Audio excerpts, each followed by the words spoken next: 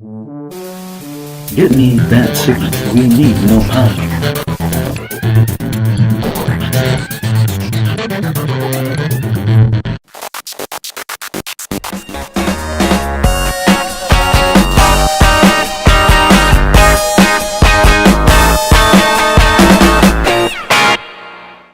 Alright, welcome back. This is Wolfman Mac, bringing you the world's tallest hits from the top of the world's tallest building. Alright, listen to me, babies. I got the grooviest hits of 1975 coming to you almost live, filled with funk and a little bit of jive. It's 10 o'clock, and you know what that means, baby? It's time to see who will win today's 2 all-beef patties, special sauce, lettuce, cheese, pickles, onions on a sesame seed bun contest. But before we make that call, it sounds like I got someone banging on my wall. Keep on knocking, babies, but you can't come in. Think it's time to send a call out to Chicago's finest. The Wolfman needs some help out here. They're breaking down my door. I am Professor Frozen, Mr. Wolfman Mac, and it's time for you to boogie on out of here, for I'm taking over this radio station, and you are not invited. Let's not get hasty there, Mayor McCheese. I got a duty to bring my fans the biggest hits, and that doesn't include any hits on the old Wolfman himself, you dig? I've had enough of this. Freeze blast!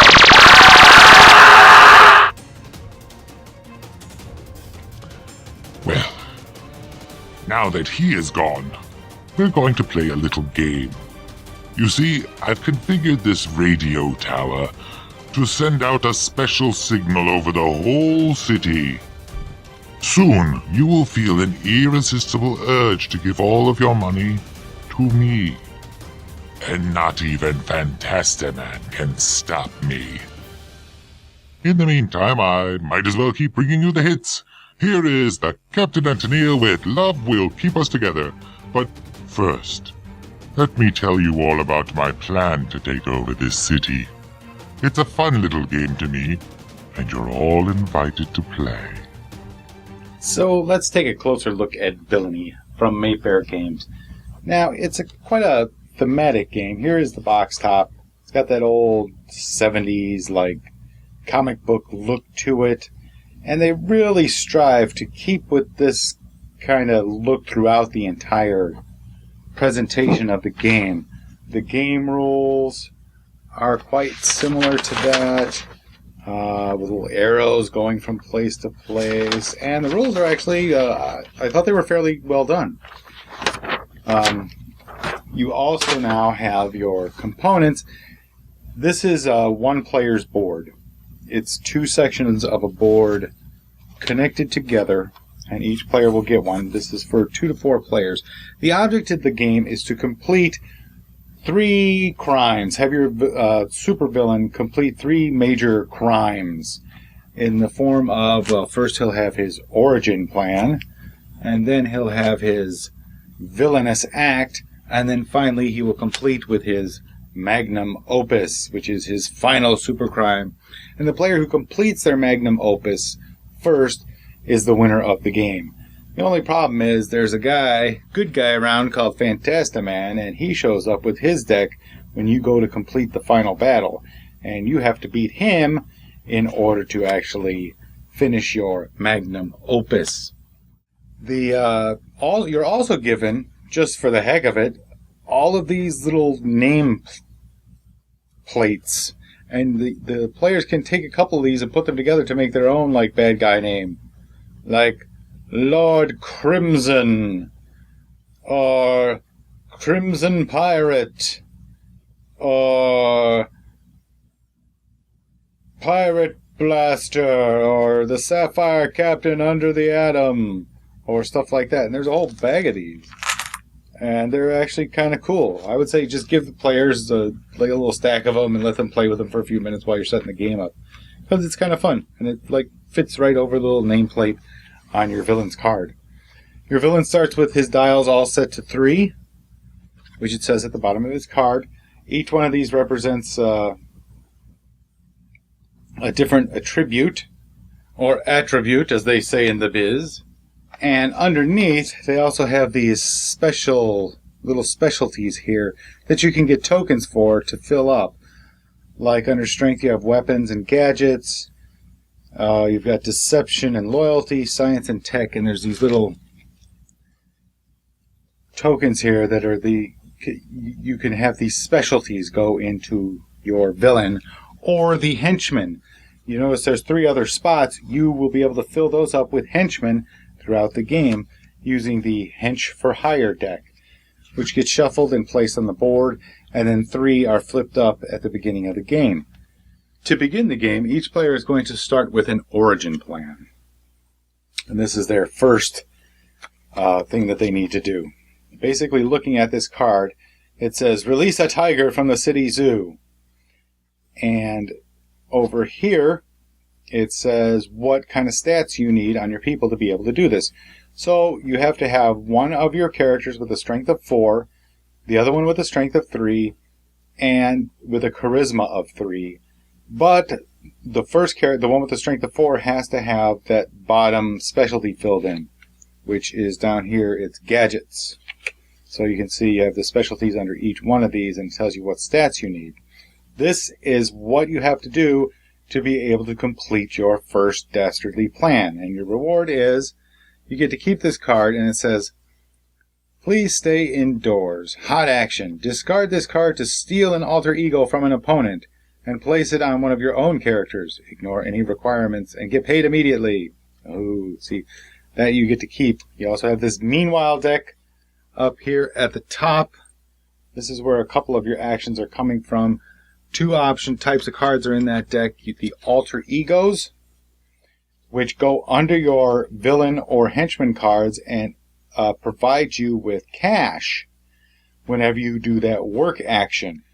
You can hire a henchman by spending money. You start the game with some money, and by doing work, you can earn more money. Or you can do a crime from that Meanwhile deck, and you get whatever that said. For example, here's a crime. If steal the manhole covers from Main Street. Well, you can do this. It doesn't you just say, okay, I'm doing this crime. You would get +2 strength for whichever character that you choose is actually doing that crime. It has to be somebody who is ready. They can't be already used. And they would get -1 to their intellect. So you just adjust their dials and discard this card and go from there. Or you can grab an alter ego, which is what we talked about before. You can do one of your hot actions, like reshuffling all of those cards. Or you can start a fight just randomly. You decide, hey, let's fight everybody. Or you can buy a specialty, one of these little tokens here. They come in the 3 colors. It costs you basically whatever your current value is. So like if my strength was at 5, it would cost me $5 to pick up a red specialty and put it on a particular character. After you do your action, your turn's basically over.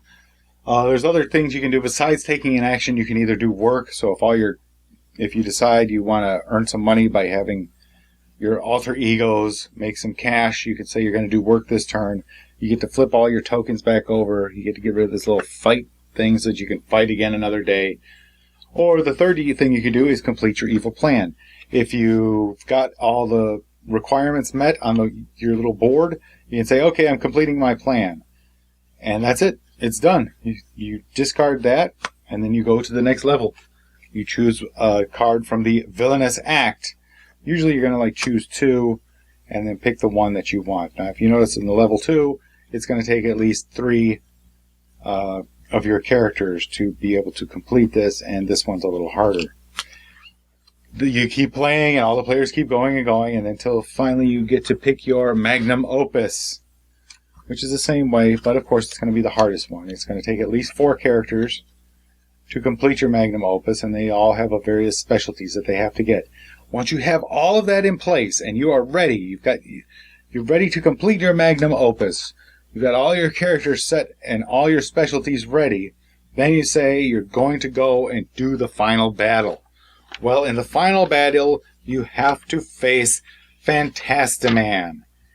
And the way that works is by rolling an 8 with it using a 6-sider. Well, hey, you can't do that. No. So what you have to do is try to earn some bonuses to be able to beat him. So you go to the Fantastiman deck and you pick a card, the top card, and look at it, and it tells you what you got to do. Subtract your villain's strength from 8, then roll that many dice. If you roll any doubles, you fail. If you don't fail, you get +1 to your final attack, and you get to keep this card. So if I can win that, then I get this, and it's going to add +1 to my roll. If I can't, well, that doesn't help me at all, and I got to go for another card. Fantastic Roulette. Pick a number, then roll a die. If the numbers match, you fail. Okay. If I endure it, I get +1 to my final attack. So I keep doing this until I get however many pluses I think I need. Then I roll that fateful last die, and if my number that I roll plus however many cards I completed adds up to 8 or better, I win and the game is over. If I don't, I lose. And that stinks. You get a notoriety token and the game keeps going. Villainy from Mayfair Games is thematic. It's got that going for it. From the box art, to the rules, to the cards, and the mechanics, the game evokes an old comic book feel. From back when they were mostly a joke and the supervillains had names like the Frog or the Dark Librarian. The flavor text throughout the game promotes this look back to the sillier days of superhero comics, and it is fun. The whole thing reminds me more of an old James Bond movie than anything else, where the supervillains have these dastardly schemes that have earth-shattering consequences. In this game, you'll start off small and work your way toward the big evil scheme, which really isn't all that evil. All of the evil in the game is pretty tongue-in-cheek. But they are the work of a villain. There is stealing, kidnapping, vandalism, and all the crimes you commit on your way to notoriety. And your quest to complete the ultimate crime, like deleting the internet or attacking the city with flesh-eating piranha rabbits. The little name generator tags are a humorous touch too, and you can get a few laughs from them as the players attempt to assemble their villain names from them. From a graphical and thematic standpoint, this game is outstanding. From that point on, there are some problems. The components seem dull and a bit cheap. I like the dials, they're unique in my opinion, but I've come to expect more in this decade of enlightened gaming. The tokens are too dull and the cards are too glossy for my taste. By too glossy, I mean that when you stack them up, they slide all over each other, so you end up with loose piles of cards everywhere, rather than a nice, neat stack of cards. Maybe that's just me. The rules are fine and thematically written as the rest of the game. I actually enjoyed reading them. However, some of the game mechanics are problematic, and unfortunately by the time someone wins, everybody else is ready for the game to be over. It's more of a sigh of relief than a cheer of victory. The problems include the mechanic where you need to reshuffle the meanwhile deck of cards every time you end up with either 4 crimes or 4 alter egos face up. Then you clear all the cards and place new ones, reshuffling again if you don't get at least 2 cards of each type. And then having a free-for-all battle. Well, this whole sequence is annoying rather than fun.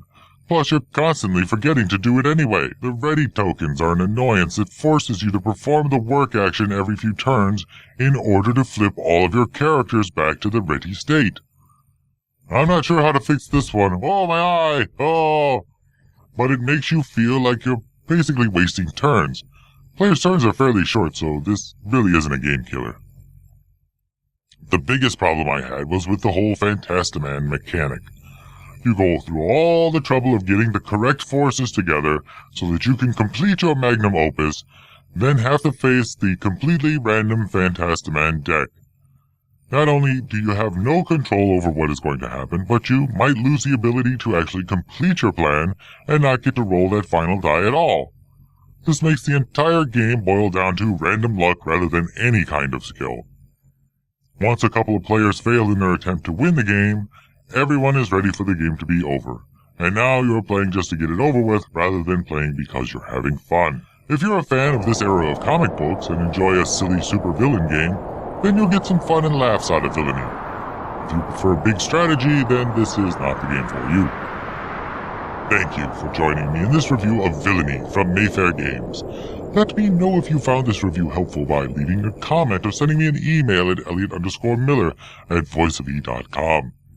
Make sure to subscribe to the Voice of E channel on YouTube, as I'll have a lot more thematic game reviews and board game giveaways, and you won't want to miss any of those. Please tell your friends to check out the Voice of E, and hopefully they will subscribe too. Thanks again, and until next time, keep your mind free. Get me that sick.